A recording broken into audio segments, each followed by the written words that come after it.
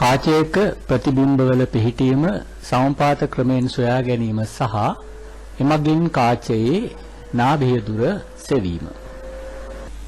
මේ පරීක්ෂණයේදී උත්තර කාචයක නාභිය දුර සෙවීමටයි පරීක්ෂණය සිදු කරන්නේ. පළමුව කාචය ඈත ඇති වස්තුවක් දෙසට හරවා තිරයක් මත එම වස්තුවේ පැහැදිලි ප්‍රතිබිම්බයක් ලැබෙන විට කාචයේ සිට තිරයට ඇති දුර කාචයේ නාභි දුර ලෙස ආසන්න වශයෙන් සොයාගත යුතුය.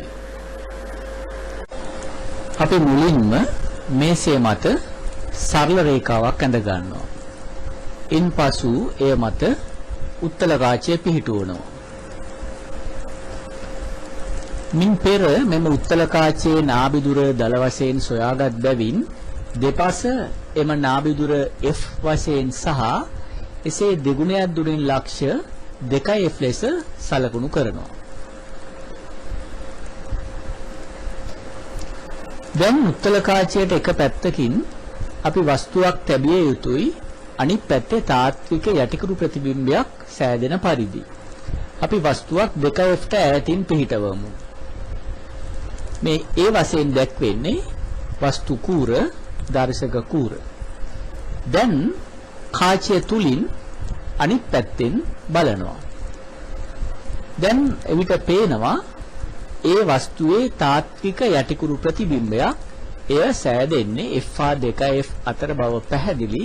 නමුත් පිහිටන ස්ථානයේ මේ නිරීක්ෂකයාට ස්ථීරව තීරණය කරන්න අමාරුයි. මොහුට පේනවා තාත්වික යටිකුරු ප්‍රතිබිම්බයක්. අපි ඒක a' ලෙස සලකමු. දැන් කාචයේ සිට ඒ වස්තුවට ඇති දුරත් එය මැනගත හැකි. මේ රූල පාවිච්චි කරලා එම වස්තු දුර u සටහන් කරගත යුතුයි. නමුත් ප්‍රතිබිම්බ දුර සොයා ගැනීම සඳහා ක්‍රමයක් නැහැ. මොහුට මේ ප්‍රතිබිම්බය පෙනුනත් එම දුර මැන ගැනීමට ක්‍රමයක් නැහැ. එබැවින් මෙම a' ප්‍රතිබිම්බයේ ඇති තැන සොයා ගැනීම සඳහා තවත් දර්ශක කූරක් භාවිතා කරනවා. මෙම දර්ශක කූර b ලෙස සලකමු. දැන් මේ දර්ශක කූර ඉදිරියට පිටුපසට මේ අක්ෂය දිගේ රේඛාව දිගේ ගෙන යමින් ඇස තිරස්ව දෙපසට කරමින් a' සමග b එකම ස්ථානයේ සමපාත වන පරිදි b සකස් කරනවා. මෙසේ ඇස දෙපසට කරමින් b වෙනස් කරමින් a' සමග b හි පිහිටුම එකම ස්ථානයක ලැබෙන පරිදි සමපාතය කළ යුතුය. එය සමපාත වී ඇති බව හඳුනා ගැනීමට ඇස දෙපසට කිරීමේදී a' සහ b එකම රේඛාවේ පවතින අවස්ථාවක් ලැබිය යුතුය. ඉන්පසු එම පිහිටුම සඳහා කාචයේ සිට b ට දුර ප්‍රතිබිම්බ දුර v ලෙස සටහන් කර ගන්නවා.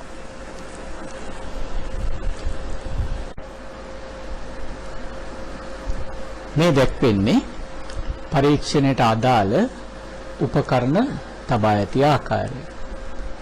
මේසේ මත අඳින ප්‍රධාන අක්ෂයක් මත එතන ආධාරකයක තුනී උත්තල කාචය සවිකර තිබෙනවා. එය දෙපස නාභිය f ලකුණු කර තිබෙනවා. එය සමදුරින් පිහිටන බව පැහැදිලි. මීට පෙර ආසන්න වශයෙන් එම නාභි පිහිටුම සොයාගත්තා. ඒ වාගේ දෙගුණයක් දුරින් 2f ලක්ෂ ලකුණු කර තිබෙනවා. මේ අවස්ථාවේදී 2f ට වඩා ඈතින් a නම් වස්තුවක් සිටුවා තිබෙනවා. එය සිහින් උල්කටුවක් හෝ අල්පෙනෙත්තක් විය හැකි. උස අල්පෙනෙත්තක් විය හැකි. ඊටත් එහායින් සුදු තිරයක් තබා තිබෙනවා. දැන් බැලුවොත් අපිට පේනවා මෙතන තියෙන්නේ A වශයෙන් නම් කර තිබෙන වස්තු කූර. ඊට පිටුපසින් සුදු තිරයක් තබා තිබෙනවා. එම වස්තුව පැහැදිලිව නිරීක්ෂණය සඳහා පිටුපස තිරය ප්‍රයෝජනවත්. දැන් අපි කාචය තුලින් ඒ වස්තුව දෙස බලනවා. දැන් මේ වස්තුව නාභිදුරට වඩා ඈතින් පිහිටන බැවින් අපිට පෙනේවි අනිත් පැත්තේ F හා 2F අතර තාත්වික යටිකුරු ප්‍රතිබිම්බයක් මෙන්න මේ ප්‍රදේශයේ ඇතිවන බව. මේ පෙනෙන්නේ කාචයට එහා පැත්තේ තබා ඇති එනම් වස්තුවේ තාත්වික යටිකුරු ප්‍රතිබිම්බය. අපි එය A' ලෙස හඳුන්වමු. මේ A කියන වස්තුව අපි දැන් කාචය තුලින් බලන විට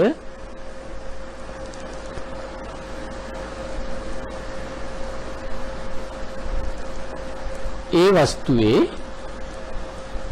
තාත්වික යටිකුරු ප්‍රතිබිම්බයක් A' ලෙස පෙනෙනවා. දැන් වස්තුවේ සිට කාචයට ඇති දුර u සහ කාචයේ සිට ප්‍රතිබිම්බයට ඇති දුර v මැනගත යුතුයි. නමුත් අපි මෙහෙම බලනකොට මේ ප්‍රතිබිම්බය පෙනුනට සත්‍ය ලෙසම එය පිහිටන ප්‍රතිබිම්බයක් නෙමෙයි. එබැවින් මැන ගැනීම සඳහා ප්‍රතිබිම්බ දුර මැන ගැනීම සඳහා ප්‍රතිබිම්බයේ පිහිටන ස්ථානය සොයාගත යුතුයි. ඒ සඳහා අපි තවත් කූරක් මේ පැත්තෙන් තබා උස කටුවක් මේ පැත්තෙන් තබා A' සමග සමපාත කරගත යුතුයි. දැන් අපි කාචය තුලින් පෙනෙන එහා පැත්තේ තියෙන A ගේ තාත්වික යටිකුරු ප්‍රතිබිම්බය වන A' පිහිටන ස්ථානය සොයා ගැනීමට එම ප්‍රතිබිම්බයේ සමග රේඛීයව එකතැන මේ B කියන ඊළඟ අල්පෙනෙත් තබා තිබෙනවා.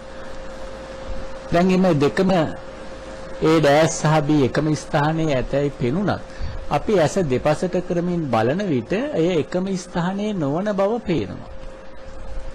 මෙතන වෙනසක් තියෙනවා. අනිත් පැත්තට ගිහින් බලනකොටත් ඇස එහා මෙහා කරමින් බලනකොට එම තාත්වික යටිකුරු A' ප්‍රතිබිම්බයේ සහ B අල්පෙනෙත් නැත්තම් කම්බි කූර එකම ස්ථානයේ නැති බව පේනවා. අපි මේ අසම්පාතයක් ලෙස සැලකනවා. එනම් A' සහ B සමපාත වී නැහැ.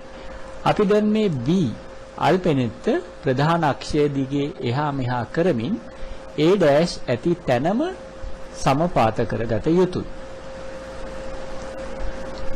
දැන් B දෙවන දර්ශක කූර A' ප්‍රතිබිම්බයේ සමග සමපාත ලෙස තබා තිබෙනවා. ඇස දෙපසට කරමින් එය සමපාත වී ඇති බව ස්ථීර කරගත හැකියි. දැන් බලන්න A' සහ B දෙපසින් බලන විට එකම රේඛාවේ ගමන් කරනවා පේනවා.